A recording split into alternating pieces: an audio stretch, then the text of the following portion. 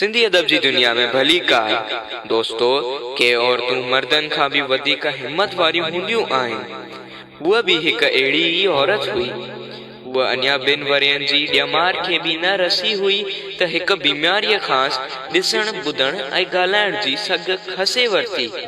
पर हिक हमदर्द उस्ताद जी मदद सां हिन उन्हनि मुसीबतनि जो मुक़ाबिलो कंदे मिसाली मञेता माणी।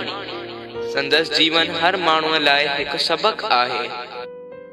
प्यारा दोस्तों, शामिल कयूं था तव्हांजे खूबसूरत चैनल सिंधी अदब जी दुनिया में हिकु बाहिम्मत ऐं हौसलामंद औरत हेलेन केलर जी कहाणी। दोस्तों, हेलेन केलर अहिड़ी अमरीकी औरत जो नालो आहे जेका अंधनि लाइ बाज ऐं कुर्ब जो कारण बणिजी हिन जग में आई। उहा रुगो अंधी न पर गूंगी ऐं ॿोड़ी भी हुई। तॾहिं भी हुन हिकु कामयाब ज़िंदगी घारी ऐं दुनिया वारनि खे ॾेखारियो त हिम्मतुनि वारा इंसान ज़ाती हेणाई ऐं कमज़ोरीअ मथां कहिड़ी रीत बरतरी ऐं बुलंदी हासिल करे सघनि था। प्यारा दोस्तों, हेलेन केलर 27 जून 1880 ईस्वी ते अमरीका जे हिकु नंढड़े ॻोठ तस्कम्बिया में पैदा थी जेको उत्तर ओलह अलबामा में आहे। ॼमण वक़्त खेसि को भी जिस्मानी ऐब कोन हो।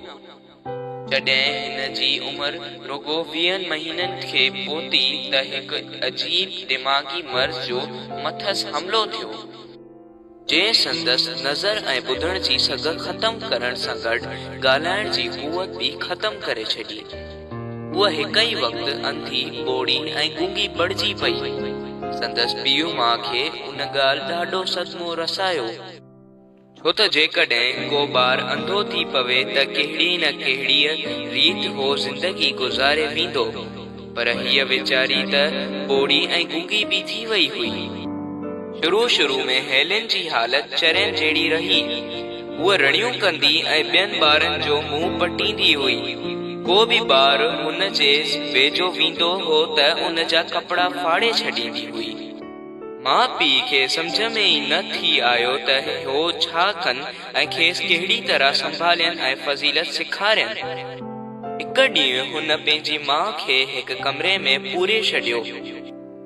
जीअं जीअं माणस दरवाज़ो खड़कायो पए उहा ख़ुशि थी ताड़ियूं वॼाईंदी रही। हेलेन ॿियनि लाइ भी ख़तरो हुई त पंहिंजे लाइ भी मुसीबत पिणु। हिकु ॾींहुं उहा बाहि में सड़ंदे मरंदे बची। त दोस्तों, इहा हुई हेलेन केलर जी शुरूआती अज़ियत वारी हालत। इन खां पोइ संदसि जीवन में हिकु ॾींहुं अहिड़ो भी आयो जॾहिं हिन जी इंसान बणिजण जी इब्तिदा थी। उहा 6 सालनि जी थी त वालिदैन मशहूर साइंसदान ग्राहम बेल जी सलाह ते हिन लाइ हिकु उस्तादे जो बंदोबस्त कयो जंहिंजो नालो मिस एन सुलिवन हो। उस्ताद जी उमिरि 20 साल हुई। हिन खे कुझु सम्झ में न पई आयो त उहा अहिड़े ॿार खे कहिड़ी तरह पढ़ाए जेको न ॾिसी सघे थो, न ॿुधी सघे थो ऐं न ॻाल्हाए सघे थो। मिस सुलिवन शुरू में पाण भी अंधी रही चुकी हुई ऐं हिन अंधनि जे स्कूल में तालीम पिराई हुई। खेसि हिकु अटकल सुझी आई। हेलेन खे हिकु गुडी ॾिनई जंहिंसां हूअ अॻ में भी हिरियल हुई ऐं पंहिंजे आङुरियुनि वसीले हेलेन जे कननि में गुडी लफ़्ज़ उचारियो। अंधा इन मतलब लाइ हिकु ख़ासि तरीक़ो इस्तेमाल कंदा आहिनि। हेलेन खे इहो दिलचस्प तरीक़ो वणियो। हूअ इन खे रांदि समझंदी रही ऐं डुकी पंहिंजी माउ वटि पहुती। माउ जे हथ जी तरीअ ते पंहिंजे आङुरियुनि सां लफ़्ज़ गुडी लिखियईं। दोस्तों, मिस सुलिवन आहिस्ते आहिस्ते ॿिया लफ़्ज़ भी हेलेन जे दिमाग़ ताईं पहुचाया।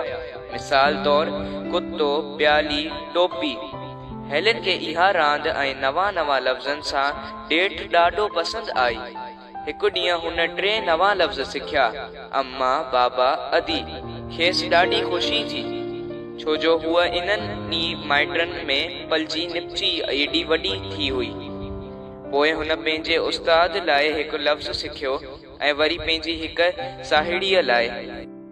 हाणे हेलेन वधि खां वधि लफ़्ज़ सिखणु चाहिया थे ऐं संदसि मास्टराणी हिकु ॾांहुं ऐं सुहिणे सुभाउ सां उहो अहम फ़र्ज़ निभाईंदी रही। जॾहिं बहार जी मुंद मोटी, गुल टड़िया ऐं झिरकियनि झुंगारियो त सुलेवन पंहिंजी शागिर्दियाणीअ खे कुदरती नज़ारनि सां वाक़फ़ियत कराई। हेलेन पंहिंजी जीवन कथा में लिखे थी, जीअं जीअं मूंखे नयनि शयुनि बाबति ॼाण थींदी वई, तीअं ज़िंदगी ऐं दुनिया जी रौनकनि में वधीक मज़ो अचण लॻो। त मुंहिंजा प्यारा दोस्तो, इन इब्तिदाई तालीम खां पोइ मिस सुलेवन हेलेन खे पढ़ाइण सेखारियो। हिन खेसि पाठे जा अहिड़ा टुकड़ा ॾिना जिन ते मुख़्तलिफ़ लफ़्ज़ उभरियल नमूने लिखियल हुआ। हेलेन उन्हनि मथां पंहिंजूं आङुरियूं फेराईंदी हुई ऐं शिकिल मां उहे सम्झण जी कोशिश कंदी हुई। आहिस्ते आहिस्ते वो नंढियूं नंढियूं कहाणियूं, बैत, कोल ऐं इख़्लाक़ी ॻाल्हियूं पढ़ण लॻी। धणी बाज़ारो इंसान खे महिनत जो फल ज़रूर ॾींदो आहे। उन्हीअ अंधी, गूंगी ऐं ॿोड़ी ॿारड़ीअ जा ॾींहं ॾाढो तेज़ीअ सां तब्दील थियण लॻा। हिकु ॾींहुं संदसि ज़बान बि खुली वई। ॾाढी कोशिश ऐं लगातार महिनत खां पोइ हिन ॻाल्हाइण सिखी वरितो। इहो सिखिया वारो सिलसिलो कुझु हीअं हो। हेलेन जी उस्ताद पंहिंजे वात मां हिकु लफ़्ज़ आहिस्ते आहिस्ते उचारींदी हुई ऐं हेलेन संदसि चपन, ॾिब ऐं निड़ीअ ते पंहिंजी आङुरियूं फेराईंदी हुई।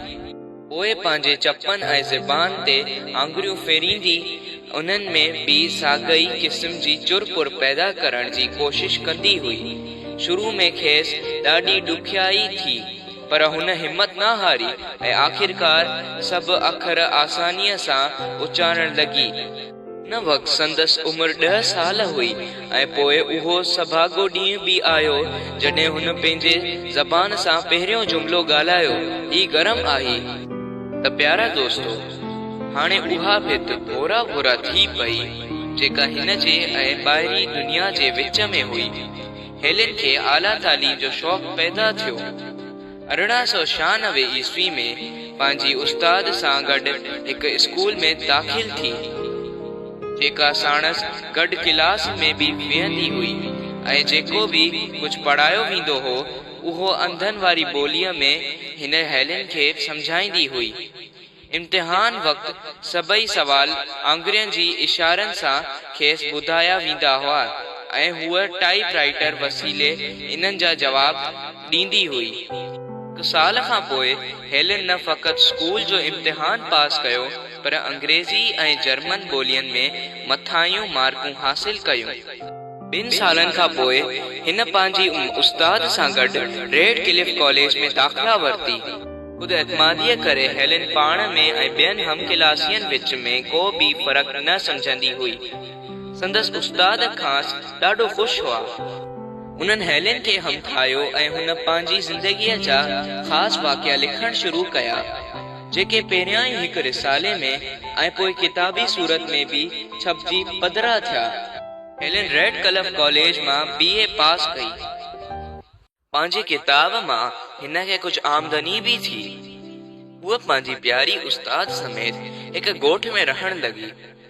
उस्ताद वणनि विच में हिकु तार ॿधी छॾी त जीअं हेलेन अकेले सिर ॿाहिरि निकिरी सघे ऐं तार वसीले वापसि घर मोटी सघे। हूअ दरिया में ॿेड़ी बि हलाइण लॻी। हेलेन ॾिसण खां महरूम हुई, कुदरती नज़ारनि जा ख़ूब मज़ा माणींदी हुई। खेसि अंदाज़ो थी वियो हो त चांड्रोकी राति में केतिरी ख़ूबसूरती ऐं सिज लहण जो मंज़र केॾो मन मोहींदड़ हूंदो आहे। हिन पंहिंजी आत्म कहाणीअ में अहिड़नि एहसासनि जो ज़िक्र तमामु घणो कयो आहे। हूअ घणो करे उभरियल अखरनि वारा छपियल किताब पढ़ंदी हुई। हेलेन पंहिंजी हसास आङुरियुनि जे शुआ सां उन्हनि जो मतिलबु सवलाई सां सम्झी वेंदी हुई। दोस्तो, ॾींहं गुज़रंदा रहिया। हेलेन खे हयातीअ में केतिरा ई बहितरीन दोस्त बि मिलिया जिन संदसि रहनुमाई ऐं मदद कई। हुनखे लिखण पढ़ण जो शौक़ु हो। हूअ मुल्क जे दौरे ते निकिरी पई। हाणे एतिरो त साफ़ ऐं चिटो ॻाल्हाइण लॻी हुई जो माण्हू संदसि मतिलबु सुठे नमूने सम्झी वेंदा हुआ। हर हंधि संदसि आजियां कई वई ऐं माण्हुनि संदसि महिनत खे बेहद वाखाणियो। अख़बारनि में संदसि जीवन कहाणी छपजी। अक्टूबर 1936 ईस्वी में ख़ासि महिरबान उस्ताद सुलेवन सां छॾी सदाई लाइ विछड़ी वई। इन खां पोइ पोली थॉम्सन जी भरपूर रहनुमाईअ में हुन सारी दुनिया जे सफ़र जो सिलसिलो जारी रखियो।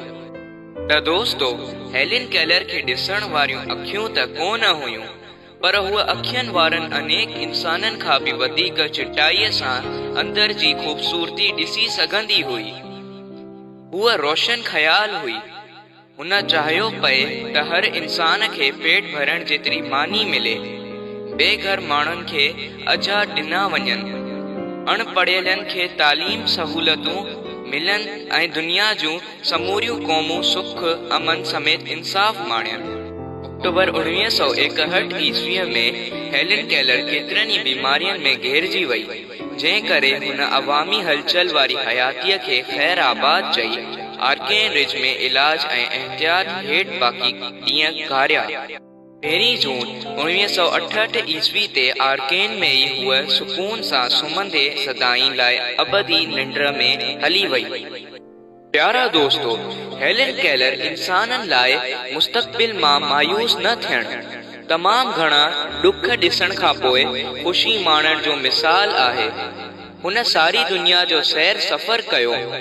संदसि ज़िंदगी हर हिक लाइ हिकु ख़ूबसूरत मिसाल आहे।